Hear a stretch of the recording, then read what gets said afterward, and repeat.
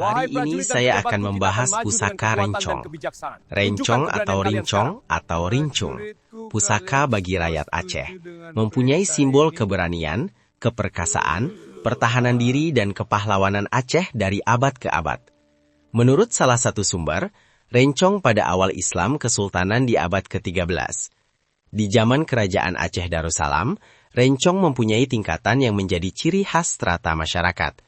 Untuk seorang raja atau sultan dan ratu atau sultanah, untuk sarungnya terbuat dari gading, dan untuk belatinya terbuat dari emas, hingga sampai ke strata masyarakat bawah. Untuk sarung terbuat dari tanduk kerbau ataupun kayu, dan untuk belati terbuat dari kuningan atau besi putih. Aceh sebagai sebuah kekuatan militer penting di dunia Melayu, karena hubungan internasional dengan dunia barat, bentuk rencong juga mulai mengikuti perkembangannya, terutama Turki dan anak benua India. Rencong juga mempunyai kesamaan dengan blade yang dipakai oleh prajurit Turki di masa Sultan Mahmud Kerajaan Ottoman Turki, dan juga Mughal skimitar dari beberapa orang dengan gaya rapiers dan daggers, bahasa bule, yang bergantung-gantung dari ikat pinggang di tembok gantung Madras, India, tahun 1610-1620.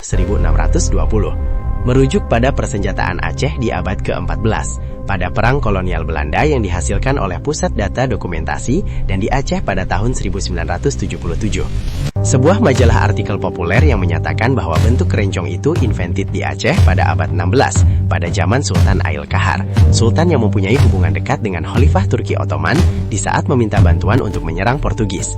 Menurut sumber lain, pada abad ke-18, tokoh pahlawan sastra Pocut Muhammad untuk memerintahkan membuat rencong sebanyak-banyak karena persediaan baja yang menumpuk. Rencong ini dapat dilihat di Museum Praha, Ceko.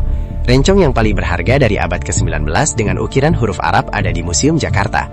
Rencong seperti memiliki kekuatan yang gaib, sehingga masyarakat Aceh sangat terkenal pepatah. Tatop ngon rencung juet ion paubat, yang sakit yang tapan si habah. Di masa Aceh mengusir penjajah mengubuhkan rencong seperti Sultan, Laksamana, Pang Sago, Ule Balang, Teku, Tengku Agam, Sayyid, Habib, Cut Ampon, Cut Abang, para kaum pria. Namun juga oleh Tengku Inong, Syarifah, Cut Kak, Cut Ado, Cut Putro, Cutnya, kaum wanita. Senjata ini diselipkan di pinggang depan setiap pria dan wanita perkasa Aceh sebagai penanda keperkasaan dan ketinggian martabat, sekaligus simbol pertahanan diri, keberanian, kebesaran, dan kepahlawanan ketika melawan penjajah Belanda.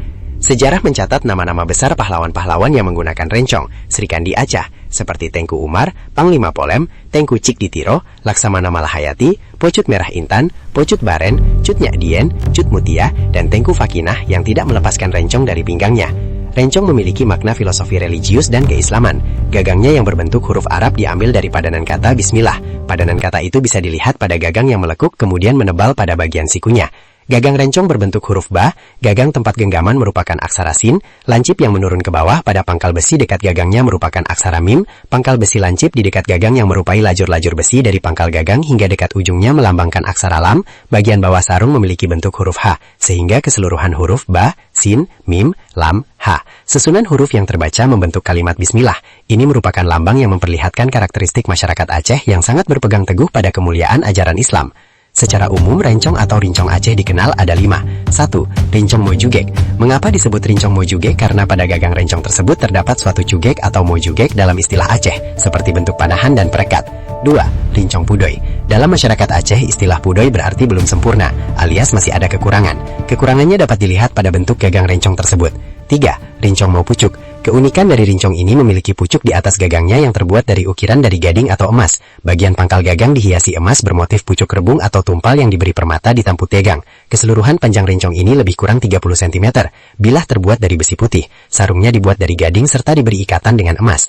4. Rincong hulu puntong. Keunikan dari rincong puntong pada hulu puntong, dengan belati yang ditempa dengan loga, kepala rencong dari tanduk kerbau dan sarung dari kayu. 5. Rincong mekure. Rincong ini mempunyai perbedaan dengan yang lain pada mata rincong yang diberi hiasan tertentu, seperti gambar bunga, ular, lipan, dan sejenisnya. Seiring perjalanan waktu, senjata rencong menjadi barang souvenir atau cenderamata dan pelengkap pakaian adat Aceh pengantin pria.